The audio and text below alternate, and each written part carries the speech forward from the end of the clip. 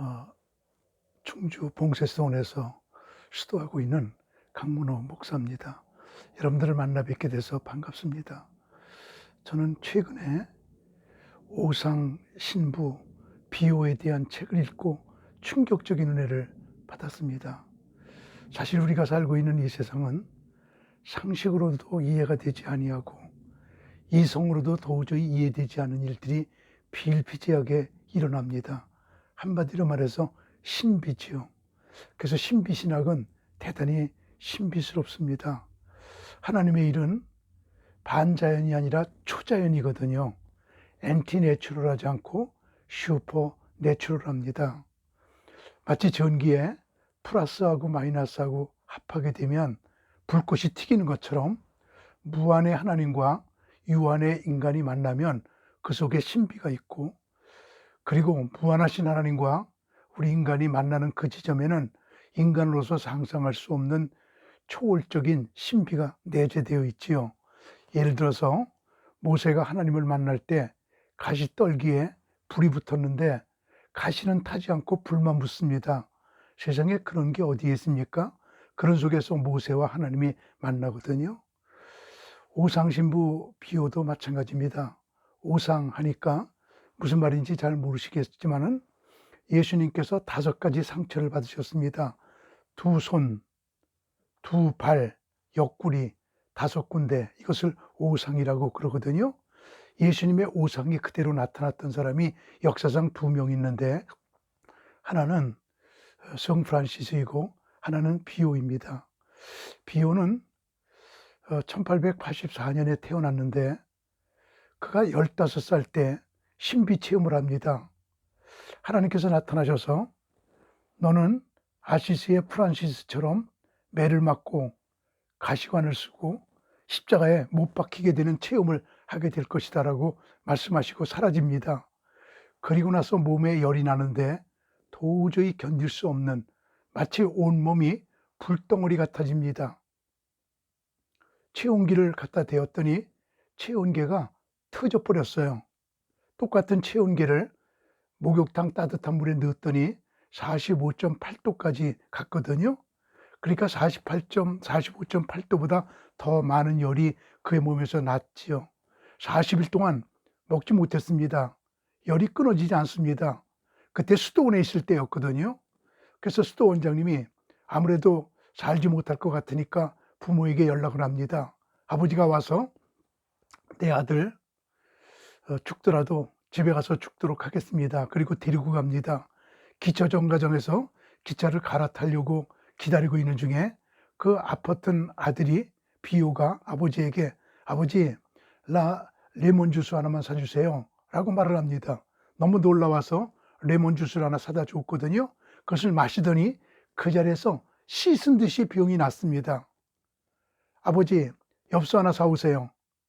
원장님에게 나 비용 났다고 편지 쓰고 싶어요. 그래서 그 자리에서 엽서로 편지를 썼던 사람이 비호이거든요. 그가 1915년 9월 20일 혼자 교회에서 조용히 기도할 때였습니다.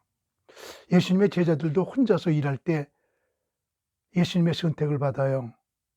모세도 혼자서 양을 치고 있을 때 하나님께서 부르시거든요. 혼자서 하나님과 조용히 고독스럽게 있는다는 사실이 얼마나 중요한지를 우리에게 가르쳐주고 있잖아요. 혼자서 깊이 기도할 때 무언가 영의 세계가 그에게 엄습하는 듯한 그런 뜨거움을 느낍니다. 갑자기 십자가에서 5줄기의 빛이 쫙 나와 그를 비추더니 2줄기가 양손으로 들어갑니다. 갑자기 2cm, 손가락을 넣을 만한 구멍이 파지면서 피가 흐릅니다. 양발에도 똑같습니다. 그리고 가슴에는 길이 7cm, 깊이 5cm의 상처가 나 피가 흐르기 시작합니다. 속에서 벌렁벌렁하는 심장이 보일 정도로 깊이 파여진 가슴의 상처였습니다. 그런 비명을 지릅니다. 옆방에 있던 수도사들이 뛰어와 봅니다. 얼굴에서 얼마나 광채가 나는지, 몸에서 얼마나 광채가 흐르는지 사람들이 그의 몸에 손을 댈 수가 없을 정도였습니다. 얼마나 몸이 아픈지 견딜 수가 없습니다. 사람들이 물어봅니다. 얼마나 아파요? 그랬더니 이거는 영광의 상처가 아닙니다. 네모난 굵은 못을 생손에 박고 빙글빙글 돌리는 것 같은 아픔이 내게 지금 엄습하고 있습니다. 그래서 유명한 의사 페스타 박사님이 그를 치료하기 위해서 14년 동안 그 상처를 치료하는데 낫지도 않고 곪지도 않아요. 그 페스타 박사가 14년 만에 이런 얘기를 합니다.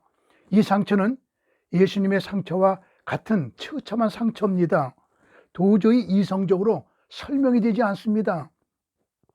몸에 난 상처는 낫든지 아니면 골마서 고름이 흐르든지 둘 중에 하나인데, 이 비호의 상처는 낫지 않아요. 고름도 흐르지 않아요. 거기에 붕대를 감았다 풀게 되면 향기가 나요. 피가 줄줄 흘러요. 도저히 인간적으로 이해가 될 수 없는 그런 상처입니다 라고 말을 했습니다. 비호에게는 기르고 있는 양딸이 있었거든요. 그 양딸에게 하나님의 음성이 어느 날 들렸습니다. 나는 비호가 살고 있는 수도원에 나무를 심어서 그 가지와 잎이 온 세상에 퍼지게 할 것이다. 믿는 사람들이 이 나무 아래로 찾아오게 될 것이다. 찾아오는 영혼은 아름답고 안전하여질 것이다. 비호를 따르는 사람은 구원의 길에 이를 것이다. 언젠가는 그를 알게 될 것이다. 나는 그와 하나가 되어 있다. 비호가 원하는 것이 내가 원하는 것이다. 누구든지 비호를 좋지 않게 여기면 자기 영혼에 흠집을 내게 될 것이다. 나는 비호를 크게 만들 것이다. 비호는 은총을 나눠줄 능력을 가지고 풍부한 능력을 나눠주는 사람이 될 것이다. 그는 영적 선물을 가득 쥐고 있다. 그래서 나누어줘도 다음이 없게끔 영의 지식을 나누어주게 될 것이다 라고 말했습니다. 나는 이 이야기를 읽으면서 하나님, 우리 수도원에도 제게도 그런 능력을 주옵소서 라고 하나님께 엎드려 기도했습니다. 그의 상처는 깊은 상처였습니다. 저녁에 잘 적에는 양털로 만든 장갑을 끼고 잤어요. 아침에 일어나면 피가 흥건하게 고여 있습니다. 매일 아침 빨래를 합니다. 거기서 향기가 났습니다. 그는 온몸에 피가 평생도록 흘렀던 그런 분이었습니다. 그런 새벽 5시만 되면 일어나서 새벽 예배를 인도했거든요. 사람들이 그의 예배에 참여하기 위해서 새벽 1시부터 몰려들었습니다. 4시 반만 되면 꽉 찼습니다. 4시 45분 아픈 몸을 이끌고 와서 그는 예배를 인도하곤 했습니다. 그에게 수많은 사람들이 몰려 하루에 800명 내지 1000명이 그의 오상의 상처를 보기 위해서, 오상의 상처 속에서 은혜 받기 위해서 몰려들었던 사람이 바로 비호 신부입니다. 그는 이렇게 말합니다. 세상에는 해가 없어도 존재할지 모르지만 우리 그리스도인들은 예배 없이는 존재할 수 없습니다 하면서 매일같이 예배드리며 정성을 다했던 비호 신부, 저는 그를 존경하게 되었고, 그런 신비의 사람들이, 사람 같지 않은 사람들이 여기저기서 많이 탄생되었으면 좋겠습니다.